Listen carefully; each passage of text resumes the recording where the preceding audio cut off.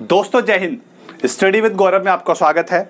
आज हम बच्चे ट्रिग्नोमेट्री का पार्ट 2 करने वाले हैं। मैंने ट्रिग्नोमेट्री का पार्ट 1 बनाया था, उस पर आपका बहुत ही अच्छा रेस्पॉन्स आया था। आज हम बच्चे करेंगे ट्रिग्नोमेट्री का पार्ट 2।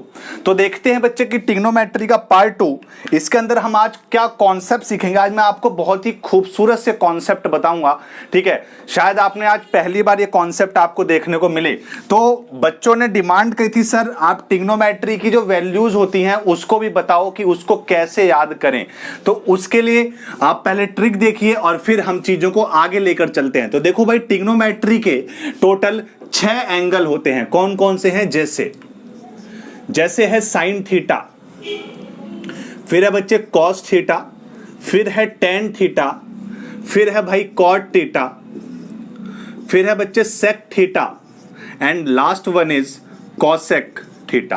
तो इस तरीके से 6 एंगल्स हैं ट्रिग्नोमेट्री के अंदर, और हमें जो वैल्यूज याद रखनी होती है वो याद रखनी होती है बच्चे 0 डिग्री की, 30 डिग्री की, 45 डिग्री, 45 डिग्री, इसके अलावा 60 डिग्री और लास्ट वन इज 90 डिग्री। तो हमें इनकी वैल्यूज याद रखनी होती हैं, ठीक है। तो साइन 0 की वैल्यू क्या होती है बच्चे? 0 होती है। साइन 0 होता है। साइन 30 क्या होता है? 1/√2। साइन 30 क्या होता है बच्चे? 1/√2 होता है, ठीक है। सॉरी, 1/2। साइन 30 क्या होता है? 1/2। साइन 45 1/√2। साइन 60 जो होता है बच्चे √3/2 होता है। और साइन 90 क्या होता है भाई? 1 होता है। साइन 90 क्या होता है बच्चे? 1 होता है, ठीक है। तो ये बात याद रखनी है आपको, ठीक है। साइन 0 0, साइन 30 1/2, साइन 45 1/√2, साइन 60 √3/2 और साइन 90 क्या होता है बच्चे? 1 होता है, ठीक है। अब देखो भाई, जब हम आप बस एक लाइन याद कर लो, आप बस एक ही लाइन याद कर लो साइन थीटा की वैल्यू की, बस एक लाइन, बाकी सारी अपने आप ही याद हो जाएंगी। कैसे? ठीक है। कॉस थीटा की वैल्यू को लिखने के लिए हमें क्या करना होगा? हम इस लाइन को, जो साइन थीटा वाली लाइन है बच्चे, इसको उल्टा लिख देते हैं। इसको क्या कर देते हैं? उल्टा लिख देते हैं, ठीक है। मतलब जो साइन 90 वो कहां हो जाएगा? साइन 0 पे आ जाएगा। तो साइन 90 क्या हो जाएगा भाई? साइन कॉस 0 क्या हो जाएगा? कॉस 0 1, ठीक है। 60 वाली वैल्यू यहां आ जाएगी, √3/2 आ जाएगा, ठीक है। cos 45 और sin 45 एक ही होता है, 1/√2 होता है, ठीक है। इसी प्रकार से बच्चे cos 60 की जगह sin 30 की वैल्यू आ जाएगी। तो क्या आ जाएगा भाई यहां पर? 1/2। और sin 90 जो होगा, सॉरी cos 90 जो होगा वो sin 0 को डिनोट करेगा, तो मतलब 0। तो इसी लाइन को बच्चे हम क्या कर देंगे? उल्टा लिख देंगे, ठीक है। इसी लाइन को हम क्या कर देंगे बच्चे? उल्टा लिख देंगे, ठीक है। तो ये बात आपको समझ में आई होगी। अच्छा जी, अभी देखो, हमने अपने आप ही नहीं लिख दिया ये बात।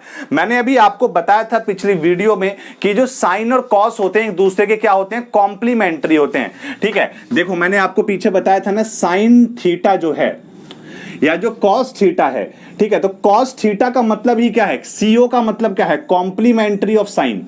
कॉस का मतलब क्या होता है? सीओ मतलब कॉम्प्लीमेंट्री, एस मतलब साइन, ठीक है। तो कॉम्प्लीमेंट्री ऑफ साइन, ठीक है। और कॉम्प्लीमेंट्री एंगल क्या होते हैं कि अगर एक एंगल 90 है तो दूसरा एंगल 90 माइनस थीटा होगा, ठीक है। इस तरीके से है, ठीक है। तो देखो भाई, कॉम्प्लीमेंट्री ऑफ साइन है, इसीलिए साइन थीटा बराबर क्या हो जाएगा? कॉस 90 माइनस थीटा हो जाएगा। साइन थीटा बराबर क्या हो जाएगा भाई? Cos 90 minus theta. अगर साइन थीटा की वैल्यू, अगर मान लो बच्चे मैं थीटा बराबर 30 ले लेता हूं, थीटा बराबर क्या ले लेता हूं? 30, तो यहां पे साइन 30 आ जाएगा, साइन 30 आ जाएगा, ठीक है। और इधर क्या आ जाएगा भाई? कॉस 90 माइनस थीटा, और थीटा की वैल्यू क्या है? 30। तो 90 में से 30 गया, कितने बचे? 60। तो इसीलिए कहते हैं भाई साइन 30 की वैल्यू जो होगी वो कॉस 60 के बराबर है। देख लो, आप चेक कर सकते हो। साइन 30 की वैल्यू कितनी है भाई? साइन 30 की वैल्यू क्या? 1/√2। और कॉस 60 की वैल्यू भी क्या है? 1/√2, ठीक है। तो यहां पर आपको बात समझ में आ गई। तो यहां पर और कोई कॉन्सेप्ट नहीं है, कॉम्प्लीमेंट्री वाला ही कॉन्सेप्ट यहां पर हमने लगाया है, ठीक है। तो ये बात आपको समझ में आई कि हमने ऐसा क्यों लिखा, ये भी आप समझो, ठीक है। ट्रिक समझना तो ठीक है, लेकिन हमने ऐसा क्यों लिखा ये भी हमें बच्चे पता होना चाहिए, क्योंकि यह फॉर्मूला मैंने आपको पिछली बार आपको बताया था। ठीक है, तो देखते हैं बच्चे, अब आगे की वैल्यूज देखते हैं। तो इसका स्क्रीनशॉट ले लो, आगे की वैल्यूज देखते हैं, आगे की वैल्यूज देखते हैं। अब हम आते हैं भाई tan पे, tan थीटा पे आते हैं। तो tan थीटा बराबर, यहां लिख देते हैं, tan थीटा बराबर क्या होता है, tan थीटा बराबर क्या होता है, sin थीटा अपॉन में cos थीटा। tan थीटा बराबर क्या होता है बच्चे, sin थीटा अपॉन में cos थीटा। ठीक है, इसको याद कर लेना, पिछली क्लास में भी बताया था, इस क्लास में भी बता रहा हूं, sin थीटा अपॉन में cos थीटा। ठीक है, अब देखो tan थीटा की वैल्यू हमें चाहिए, तो अगर tan 0 की वैल्यू चाहिए तो sin 0 अपॉन में cos 0 कर दो। तो 0 अपॉन 1 क्या हो जाएगा, 0 अपॉन 1 कितना हो जाएगा भाई, 0 हो जाएगा।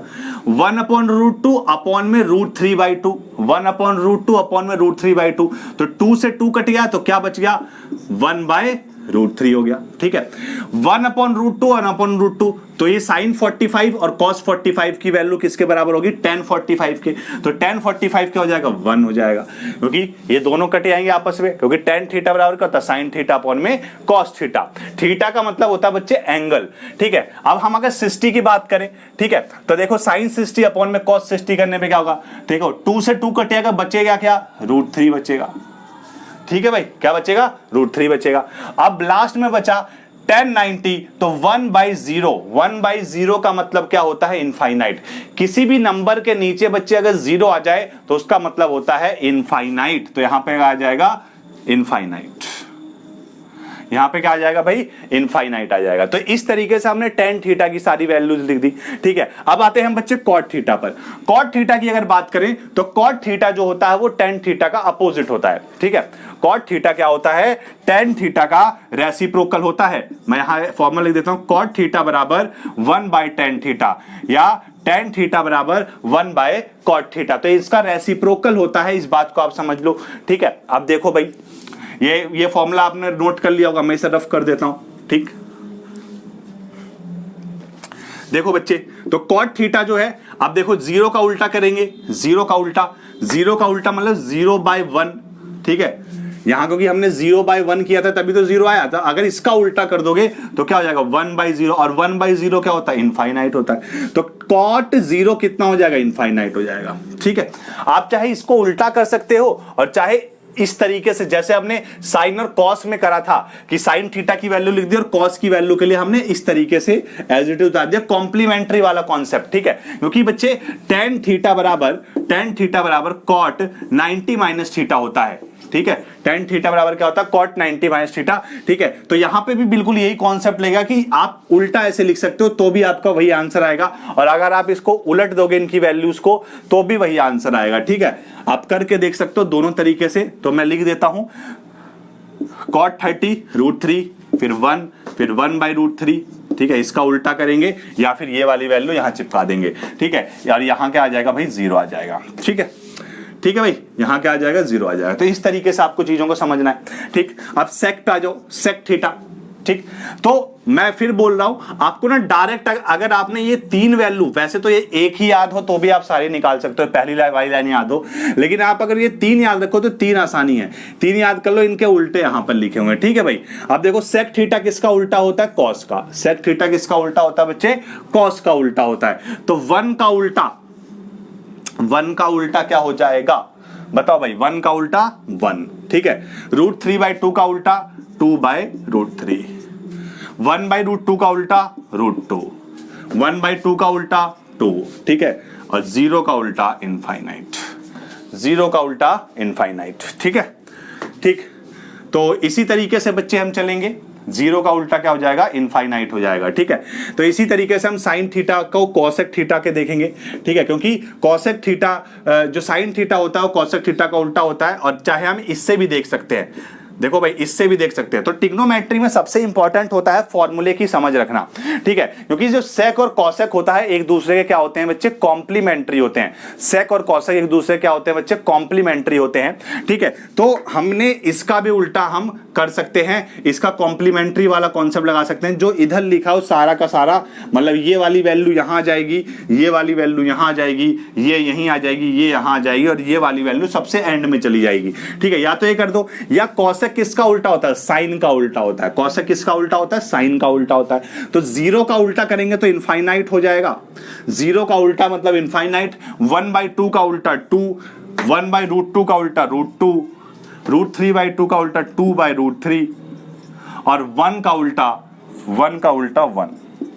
ठीक है भाई, 1 का उल्टा 1। तो आप देखो, या तो साइन से आप चीजों को लिख सकते हो या सेक से भी लिख सकते हो। सेक में मैंने क्या बताया कि ये दोनों एक दूसरे के क्या है? कॉम्प्लीमेंट्री हैं। ठीक है, तो ये वाली वैल्यू यहां आ जाएगी, ये वाली वैल्यू यहां आ जाएगी, ये यहां आ जाएगी, ये यहां आ जाएगी और ये वाली यहां आ जाएगी। ठीक है, ठीक है बच्चे। तो इस तरीके से हमने यहां पर टेबल को सीखा। तो आशा करता हूं आप होगा तो आप समझ गए होंगे कि कैसे हम टेबल को लिख सकते हैं आसान तरीके से अपने दिमाग में बिठा सकते हैं। तो एक दो बार आप अगर खुद प्रैक्टिस करेंगे, आपने अगर 2 या 3 बार भी खुद से लिख लिया, ठीक है, पहली वाली लाइन याद करके और सारी चीजें सोच सोच के लिख ली खुद से, तो आपको अपने आप ही याद हो जाएगा, आपको कुछ भी करने की जरूरत नहीं है। तो ये टेबल एटलीस्ट याद ही होनी चाहिए, तभी आपको चीजों को समझने में काफी आसानी होगी, नहीं तो आप चीजों को समझ नहीं पाएंगे। ठीक है, अब मैं देखो बच्चे एक एक न्यूमेरिकल ले रहा हूं ताकि आप चीजों को आसानी से समझ जाएं और चीजों को इंप्लीमेंट कर पाएं। ठीक है, तो एक न्यूमेरिकल लेते हैं और फिर चीजों को आगे लेकर चलते हैं। एक बार अपना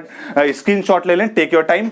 ठीक, तो देखो भाई हम आगे चलते हैं, आगे की कहानी को प्रोसीड करते हैं।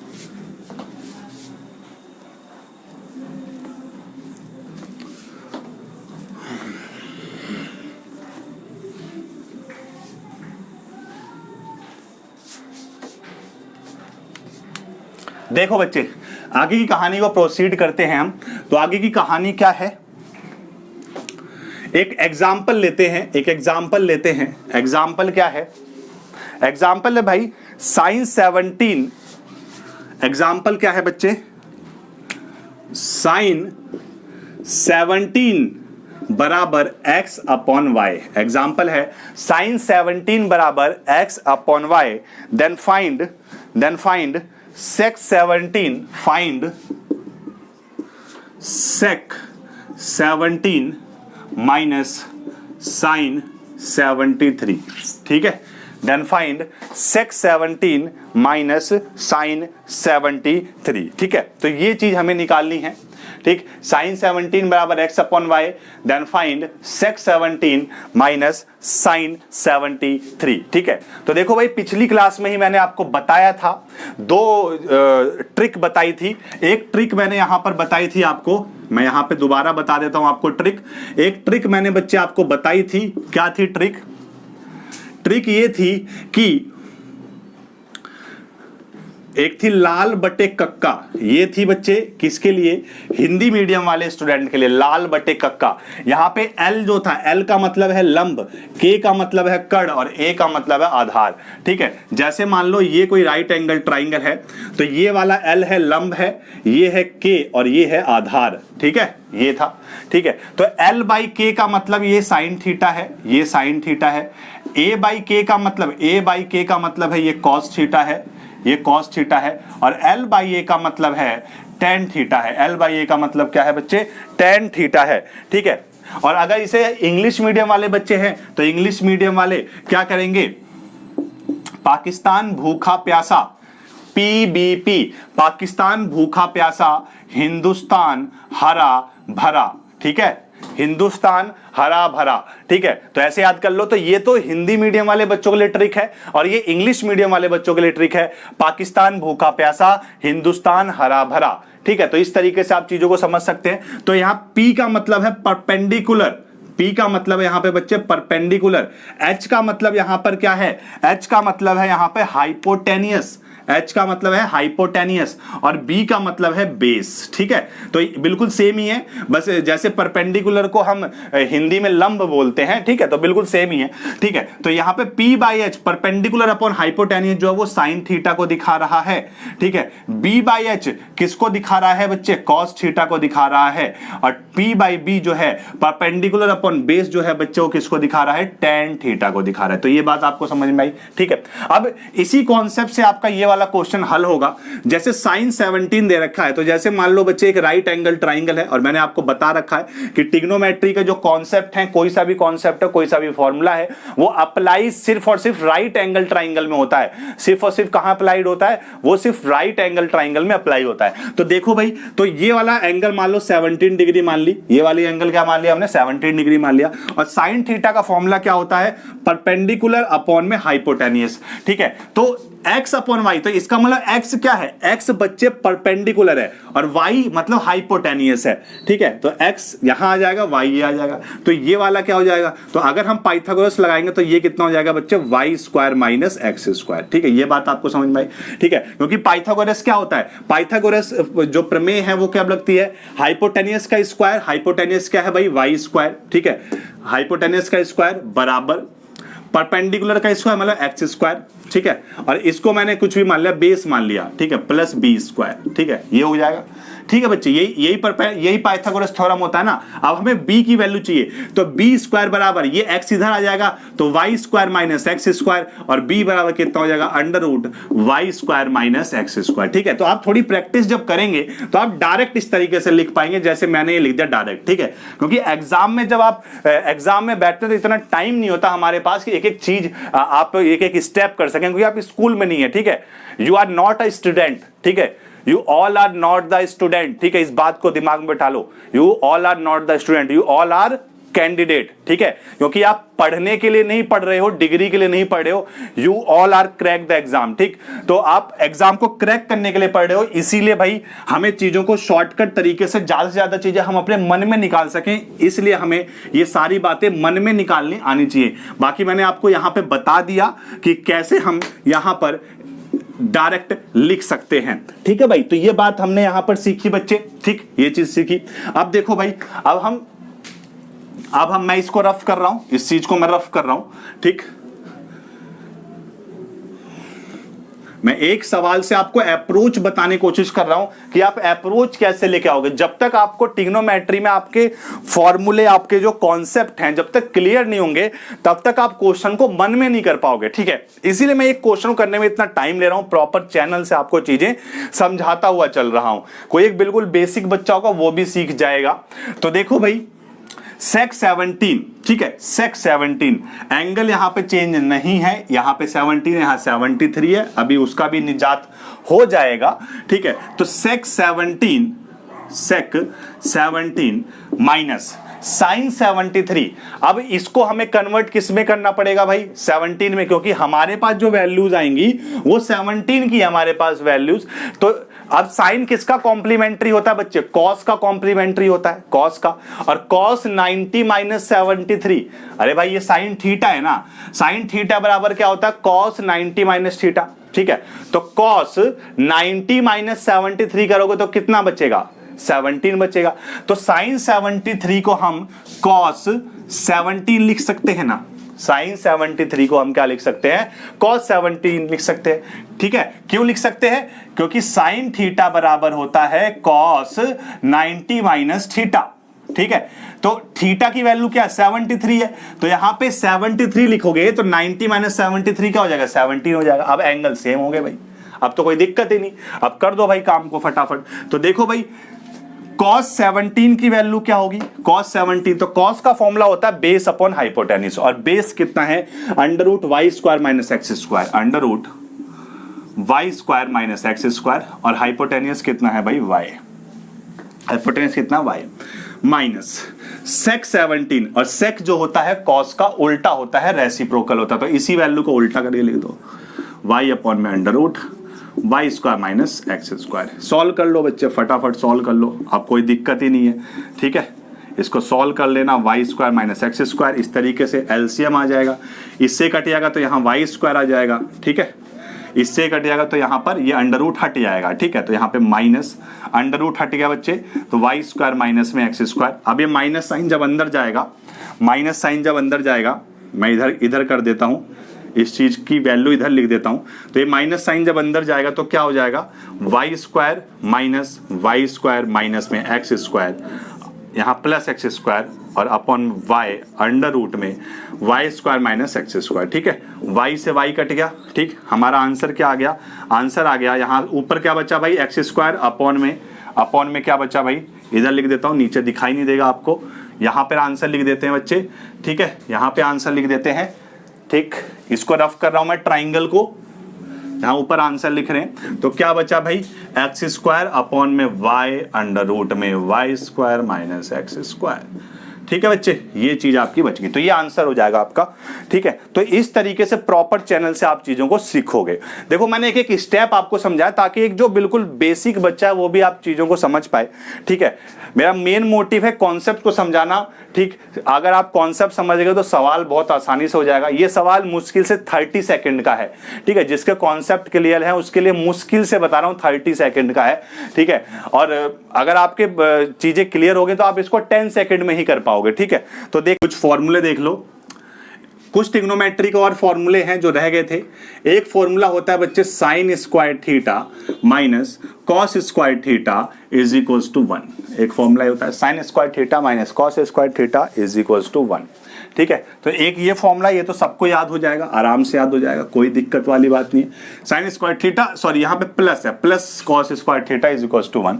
ठीक है, अब यहाँ पर क्या कर दो, इससे कॉस स्क्वायर से डिवाइड कर दो। इसको क्या कर दो, एक बार कॉस स्क्वायर से डिवाइड कर दो। तो एक बार जब कॉस स्क्वायर से दोनों तरफ कॉस स्क्वायर से डिवाइड करोगे तो sine square upon cos square कितना हो जाएगा? जैसे मैं करके दिखा देता हूँ, साइन स्क्वायर थीटा अपॉन में प्लस में कॉस स्क्वायर थीटा और अपॉन में कॉस स्क्वायर थीटा। ठीक है, इज इक्वल्स टू 1 बाय में कॉस स्क्वायर थीटा। अब इसको अगर सॉल्व करेंगे तो आप क्या हो जाएगा, sign square theta upon cos square theta क्या होता है भाई? टेन स्क्वायर थीटा हो जाएगा। साइन अपॉन कॉस 10 होता है, plus cos square theta upon में कॉस स्क्वायर थीटा क्या हो जाएगा? कट जाएगा, 1 आ जाएगा, is equals to 1 upon cos square theta कितना होता है? Sec square theta. तो एक ये फॉर्मूला होता है, एक ये फॉर्मूला होता है। देखो मैं रटना कुछ नहीं बता रहा, सब कुछ समझा रहा हूं आपको। ठीक है, अब इसी बस एक ही याद करना, बाकी सारे अपने आप आ जाएंगे। अब एक बार कॉस स्क्वायर की डिवाइड करी थी दोनों तरफ, अब इस बार क्या करो, दोनों तरफ साइन स्क्वायर से डिवाइड कर दो। दोनों तरफ क्या कर दो बच्चे? साइन स्क्वायर से डिवाइड कर दो। तो अगर साइन स्क्वायर थीटा से डिवाइड करोगे तो देखो भाई cos square theta is equals to 1। अब साइन स्क्वायर से डिवाइड कर दो, तो इसको डिवाइड कर दिया हमने साइन स्क्वायर थीटा से और यहां भी डिवाइड कर दिया साइन स्क्वायर थीटा से। ठीक है, तो क्या बचा? तो साइन स्क्वायर थीटा अपॉन में साइन स्क्वायर थीटा अपॉन में साइन स्क्वायर थीटा कितना हो जाएगा? 1 हो जाएगा, प्लस कॉट स्क्वायर थीटा होता है। क्या होता है भाई? Cot square theta. और 1 अपॉन साइन स्क्वायर थीटा क्या हो जाएगा? कॉसेक स्क्वायर थीटा, क्योंकि 1 अपॉन साइन तो कॉसेक होता है ना, तो स्क्वायर आ गया तो स्क्वायर उसमें भी लगा देंगे। क्या है, तो यहां पे क्या हो जाएगा? Cosec square theta. ठीक है, तो ये बात आपको समझ में आ गई होगी। ठीक, कभी कभी डायरेक्ट फॉर्मूले भी पूछ लेते हैं, इसलिए आपको आना चाहिए। ठीक है, तो ये बात आपको समझ में आ गई। ठीक है बच्चे,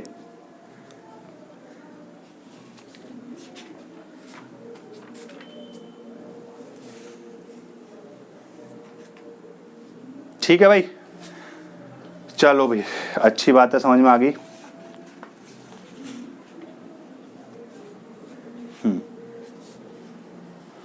चलो बच्चों, तो आज की क्लास में इतना ही। नेक्स्ट क्लास में मिलते हैं और तब तक के लिए घर पे रहिए और चीजों को समझते रहिए। जल्दी ही ट्रिग्नोमेट्री का पार्ट 3 लेकर आऊंगा। धन्यवाद।